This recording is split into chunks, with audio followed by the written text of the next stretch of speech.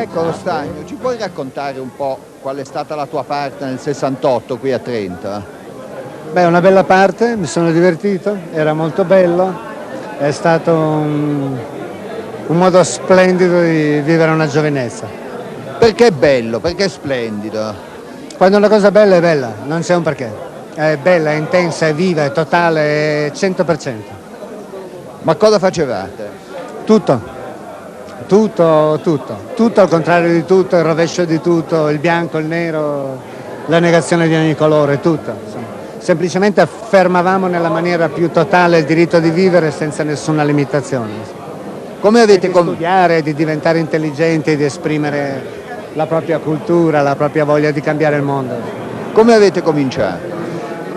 Abbiamo cominciato bene, cioè abbiamo cominciato come eravamo allora un poco tutti, masticando molti libri, mangiando libri come se fossero carote, libri nazionali, internazionali, frantumando ogni forma di provincialismo culturale che invece era pesante in quel periodo. E poi avete occupato l'università? Un po' farbacco sì, l'abbiamo occupata più volte, la prima volta per aprire i portoni anche a quelli che non avevano la licenza liceale, poi dopo per tantissime altre cose, insomma, che in qualche maniera erano anche corporative, poi per motivi internazionali e poi per motivi di anti-autoritarismo, per motivi più precipuamente sessantottini. E che effetto pensi che questa partecipazione al 68 ha avuto sulla maggioranza dei giovani di allora? Sulle loro vite, sul loro destino? È stata una buona cosa, è stata una cosa che li ha marcati nel bene, nel male? No, una cosa eccellente, noi eravamo Trento, quindi eravamo in qualche modo provincia, in quel momento lì non che le cose siano molto cambiate, ma la televisione era una cosa molto ottusa, romana e particolaristica, la stampa badava soprattutto alle uova della Scala e ai fenomeni romani di Valle Giulia, noi ci siamo molto giovati, credo, dell'essere stati qua in questa zona di Aquile per poter sviluppare appieno tutte le potenzialità culturali del nostro movimento.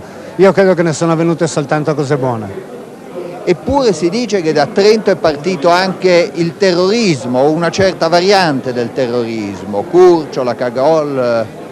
Sì, devo dire che si dicono sempre moltissime stronzate, io non sono qua per impedirlo, insomma, ognuno dica le sue.